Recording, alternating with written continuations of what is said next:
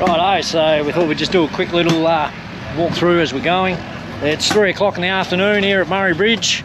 Everyone is just flat out getting ready to go out for some practice and some hot laps and get a bit of a feel for the track. It's quite warm, still around the 30-degree mark, I reckon, so it's very, very hot here.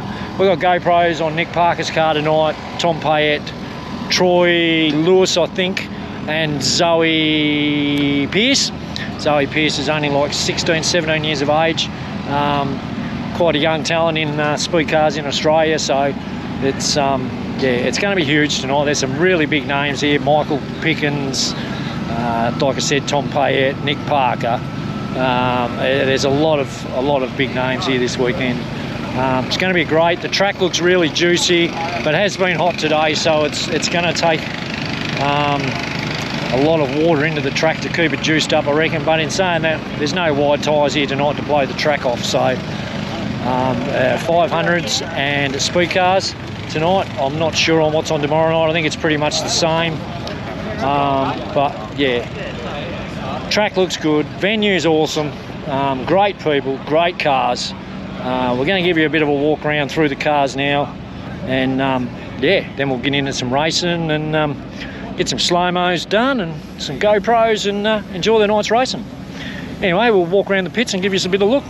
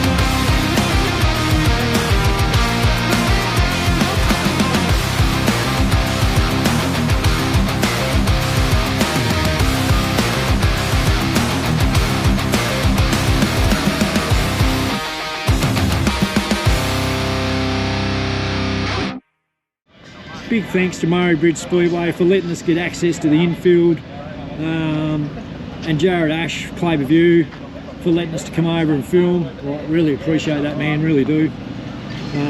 Yes, I do work for Claver View most of the year, but on this occasion we're doing our own stuff this weekend. So great venue here at Murray Bridge, very up high around the whole lot of the track. Actually, the gate's open. We'll go down and have a look. We'll go down and have a look to see what the track actually looks like. Claver View van truck, first time I've seen it actually, except for on TV. Spoke to Sam earlier, so we might get up in there later and have a bit of a look and see what we can get. So it's been 32 years since I've been here, but it's quite banked, very banked. It's quite dry at the moment, so hopefully they get a bit of water into it. But yeah, no, Murray Bridge, little boring. I reckon it's going to really suit these speed cars a fair bit. Anyway, practice won't be far off starting. Then I think we're going into hot laps and then to the first round of heats. We've got 2 rounds of heats and an odds and even final tonight. And yeah, back tomorrow night for a round of heats and a C, a B and an A, I think. And yeah, into it. Anyway, we'll hang around now and wait for racing to start, and yeah, it's going to be epic.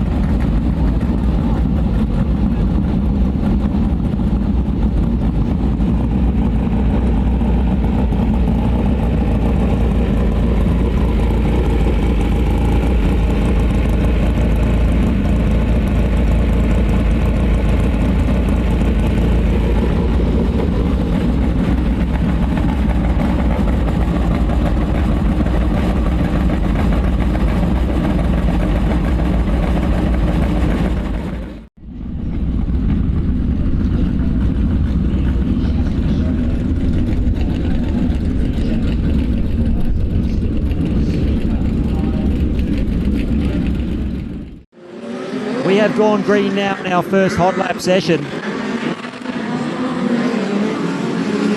you can see the 3-car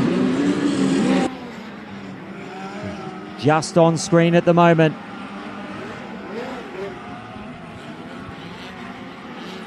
Dylan Gents.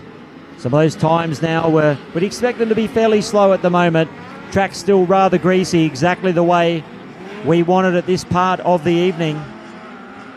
So Casey O'Connell a 16.055. Nick Parker a 16.866 in the Beretta. Great to see Robert Hurd back as well. He's out there in the green machine. Hurdy fresh from some recent shoulder surgery.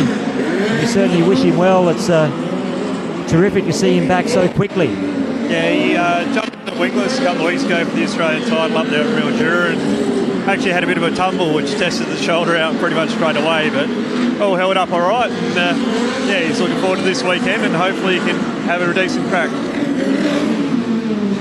Yeah, you think even just pulling hard down on the safety harnesses and the belts, that'd be enough to just make him wince a little bit, I would think.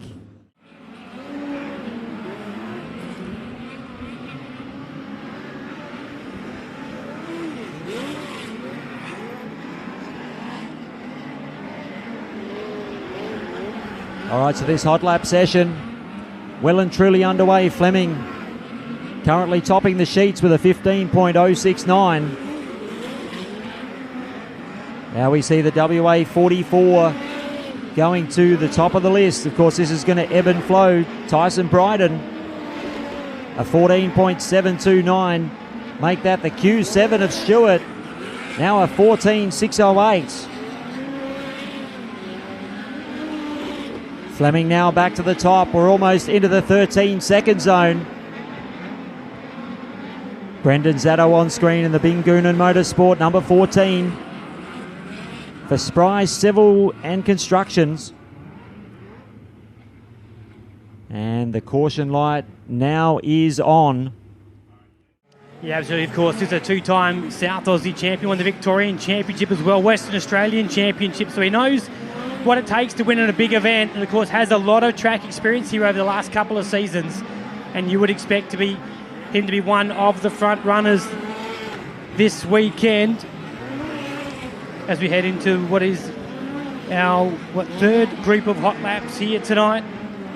On the screen there is the 82, Jack Bell, Queensland registered car, New South Wales based driver. Beautifully turned out race car as he heads down the back straight away into turn number 3 and 4.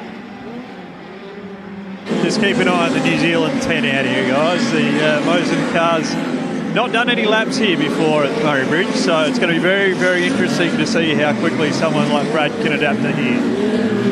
Well, he's done plenty of laps right around the world, as you know, Brett. You know, was a professional racer in America for quite a few seasons. Yeah, won a lot of feature race wins in New Zealand as well. So I don't think it'll take Brad too long to adapt to a track like this. Been around for a very, very long time.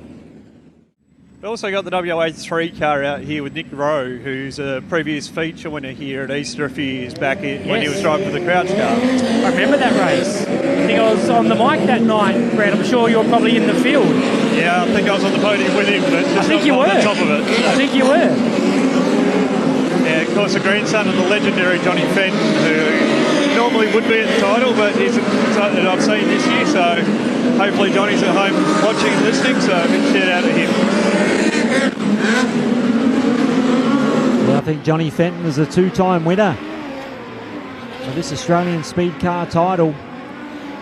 Of course, this goes back a long, long way, and yeah, I was having a chat to the great Phil Hareen on my way up here, Phil, and he's coming up with many of his children and grandchildren tomorrow night.